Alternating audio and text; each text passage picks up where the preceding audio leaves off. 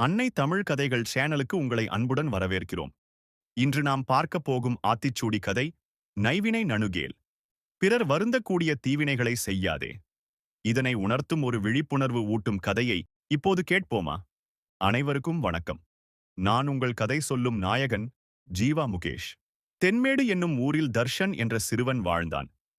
தர்ஷன் புத்திசாலிதான், ஆனால் ஒரு குறை இருந்தது. பிறர் மனதை காயப்படுத்திவிட்டு சிரித்து விடுவான். அதையே அவன் வேடிக்கை என்று நினைத்தான். ஒரு நாள் பள்ளியில் அவனுடைய தோழன் ஆசிப்பின் புத்தகம் கிழிந்துவிட்டது. அதை பார்த்த தர்ஷன், ஏய், உன் புத்தகம் உன்னைப் போலவே மெத்தப் போயிருக்கே என்று சிரித்தான்.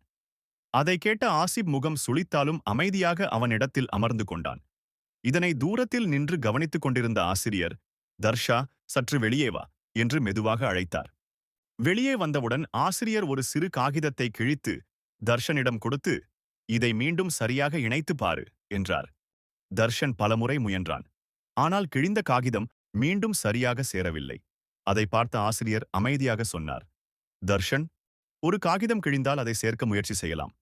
ஆனால் ஒரு மனம் காயமடைந்தால் அதை சரி செய்வது மிகவும் கஷ்டம். நீ சொன்ன வார்த்தை ஆசிப்பை காயப்படுத்திவிட்டது. தர்ஷன் தலைகுனிந்து, ஆசிரியரே, என்னை மன்னித்து விடுங்கள். என் தவறை நான் புரிந்து கொண்டேன் என்றான். அந்த நாள் முதல் தர்ஷன் யாரையும் வருந்தக்கூடிய செயல்களை செய்யாமல் அனைவரிடமும் அன்பாக நடக்கத் தொடங்கினான். இந்த கதை நமக்கு சொல்லும் பாடம்: பிறர் மனதை காயப்படுத்தும் எந்த செயலையும் செய்யாதே.